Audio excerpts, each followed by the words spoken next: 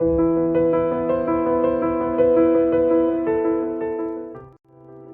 gente quiere servir a Dios, pero no entiende que el servicio de obrero, de ser un obrero de Dios, tiene jornada. No para que usted esté sentado, tranquilo, y pensar que usted le está sirviendo al Señor, que es un obrero del Señor, y usted no está haciendo nada. Por eso es que el obrero, también dice la Biblia, es digno ¿de qué? De su salario. La Biblia dice, no pondrás por salario que trilla. Porque un obrero del Señor es alguien que está dispuesto a servirle a Jesucristo, que tiene mucho deseo de servirle, que siente un llamado, siente dentro un llamado que Dios está llamándole a servir, a ser obrero del Señor. Los pastores son el ministerio más inmediato a la vida de la iglesia, a la vida de la congregación, del creyente. Es el ministerio inmediato, o sea, que es el que más tiene comunión con la iglesia, o sea, el que más interactúa. Uno de los que más interactúa es el ministerio del pastor. El pastor atiende a la oveja desde su nacimiento y él lleva todo el proceso, desde que nace hasta que se hace adulta y empieza a reproducirse. Y obviamente no puede ser alguien solamente que tenga ganas de servir, tienen que aprender a trabajar con el rebaño, o sea, deben ser personas entrenadas, amados, porque recuerden que los ministerios tienen el objetivo de edificar y perfeccionar a la iglesia, a los santos, para la obra del reino de Dios, del ministerio que será asignado a la iglesia. Pero realmente, ¿cómo usted va a perfeccionar a la iglesia y la va a edificar si usted como pastor no está perfeccionado y no ha sido edificado? O sea, no basta que alguien tenga el deseo de querer servir y pastorear, sino es que tiene que entrenarse, debe de prepararse. Estos 5 ministerios que enseña Efesios capítulo 4 se tienen el objetivo de entrenar a la iglesia para que la iglesia reproduzca obreros. Hay un llamado de Dios por años, por décadas, donde Dios va levantando ministros, ¿verdad? Hay que estar constantemente de cosas, entrenando, perfeccionando, edificando para los ministerios. Y los 5 ministerios están en función de eso constantemente. O sea, tenemos que asegurarnos como ministros competentes, porque la Biblia dice que el que ministra el evangelio debe ser un ministro competente del nuevo pacto. O sea, no puede ser un agente neófita. La palabra neófito quiere decir inexperto en la palabra de justicia. Alguien neófito es alguien que no maneja la sana doctrina, que tiene errores todavía, que tiene que aprender del pastor. Y decíamos acá que el pastor tiene que entrenarse, hay que prepararse. Un pastor de Jesucristo es alguien que tiene que estar en el nuevo pacto, no puede estar en lo antiguo, tiene que estar, en la sangre del Hijo. Y es una parte importante administrar la vida de la iglesia. Un pastor tiene que saber quién es oveja y quién es cabra, identificarlas, porque una oveja tiene genética.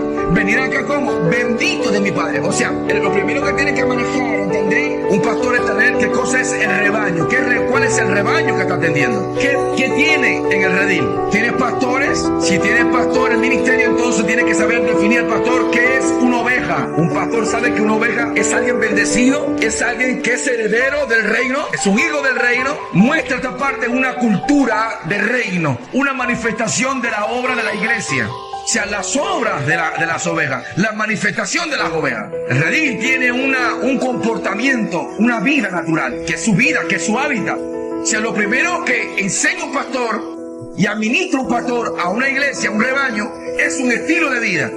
El estilo del servicio, de ayudarnos unos a otros, porque en esa genética hay una manifestación de oveja. Al final de los tiempos, el pastor de los pastores manifestará el tipo de iglesia que se manifestó en los tiempos. O sea, una iglesia que tuvo un estilo de vida, una iglesia que tuvo una manera de ser, que ya no entró por sentires, sino por una vida de reino, la vida del reino manifestada en la vida de la iglesia. Un pastor le recuerda al rebaño que son benditos, que son hijos de Dios, enseña a la iglesia a manifestar la expresión del reino. Que un pastor huele a oveja.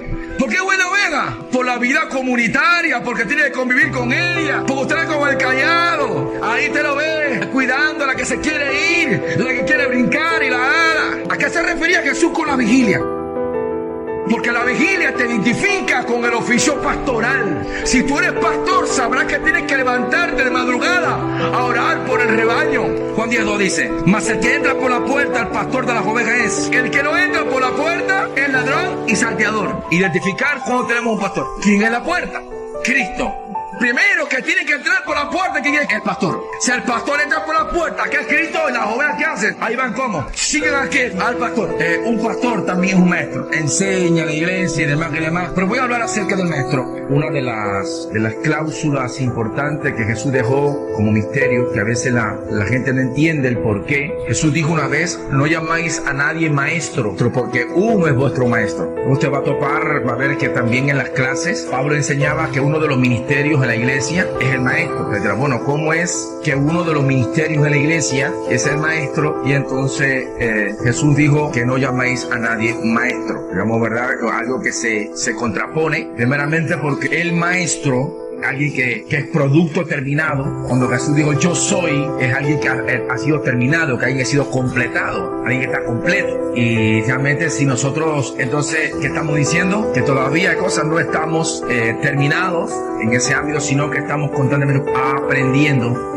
primeramente de nuestro maestro, que es el Cristo de la gloria. O sea, se puede ser impartir una enseñanza a la iglesia dentro de un oficio de maestro, entendiendo que usted es un discípulo del Señor, entendiendo que usted está también aprendiendo de Él, porque el Eterno, ¿verdad?, viene a administrar nuestras vidas y a dimensionarnos en eternidad. Así que estamos diciendo coherentemente con esto que no hay razón para la que alguien se quede en una casa o un estatus donde diga yo no necesito aprender más nada. Quien sea el ministerio que ocupe sabrá que tendrá que estar en aulas para continuar ese perfeccionamiento, esa dimensión, esa estatura del varón perfecto en nuestras vidas. Porque cuando usted hace algo de buena gana, sin una operación que el Señor le ha mandado, ahí se quedó en obras humanas y no transitó en gobierno, no transitó en una base más bien de estado de gobierno. Con comprender que en el reino de Dios todo está sujeto a operaciones, a órdenes del rey, y es por eso es que tenemos que inquirir, ser guiados por el Espíritu. Un maestro también es un discípulo.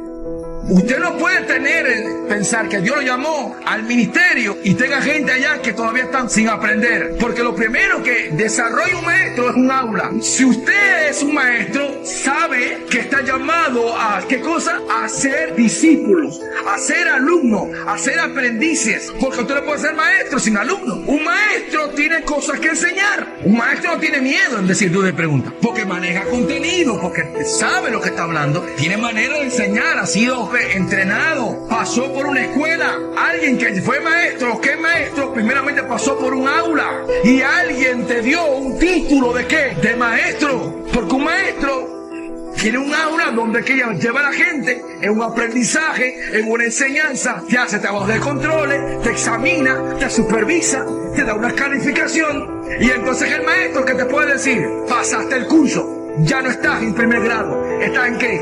En segundo. El maestro porta una medida. Jesús dijo, no puede ser el discípulo mayor que su maestro.